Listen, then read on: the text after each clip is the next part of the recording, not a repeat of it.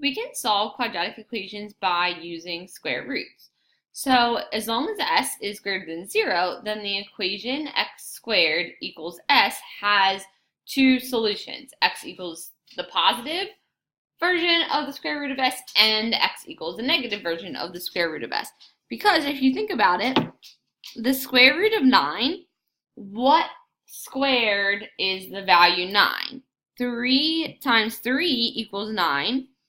But negative 3 times negative 3 equals 9. So when we take the square root of these values, we have to take into account that it's not just a positive term that you could square to get that value. You could also square the negative.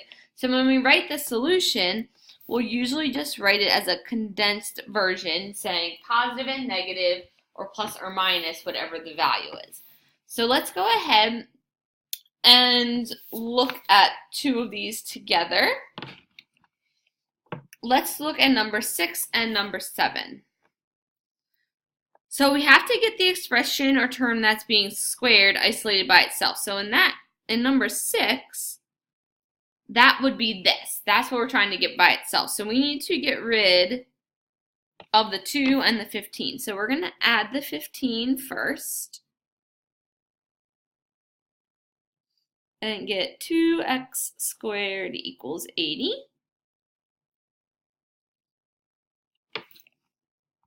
And then we're going to divide by 2. So now we have x squared equals 40. So the operation that undoes that squared power, just like addition undoes subtraction, multiplication undoes division, the inverse operation that undoes that squared power is a square root.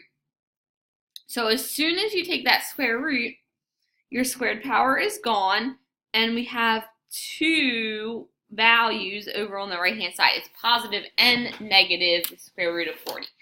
So that would be what our x is, but I want it in simplified terms.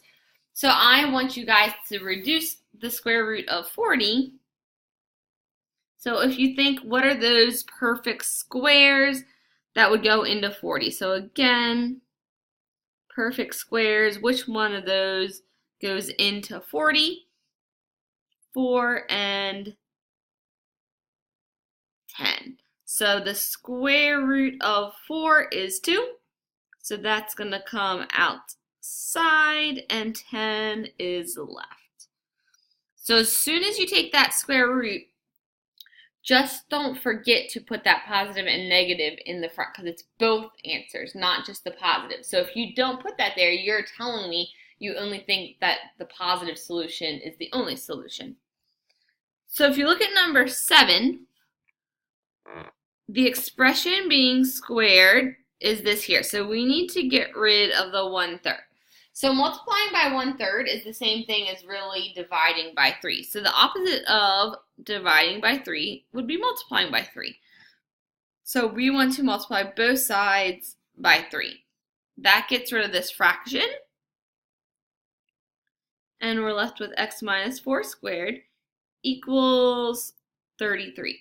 Since the only thing on that left-hand side now is the expression being squared, now you can take the square root to get rid of the squared power, but do it to both sides.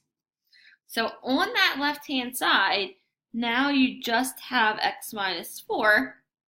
On the right, positive and negative, whatever the square root of 33 is. So 33. The only thing that multiplies to get you 33 is 11 and 3, and neither of those values are perfect squares. So the radical itself is simplified, but we haven't solved for x yet. We've solved for x minus 4. So the last thing to do is add your 4 over to the other side. So mathematically, we would normally write this as x equals 4, positive 4, plus or minus the square root of 33. It's not wrong if you guys want to keep it as what you had, so that positive or negative square root 33 plus 4. You can put the 4 in the front or the back. What I just don't want you to do is make this 37. We can't add that to the 33 because the 33 is actually a radical, the square root of 33. They're not like terms.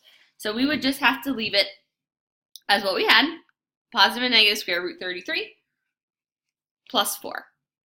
So go ahead and try the 2 remaining there.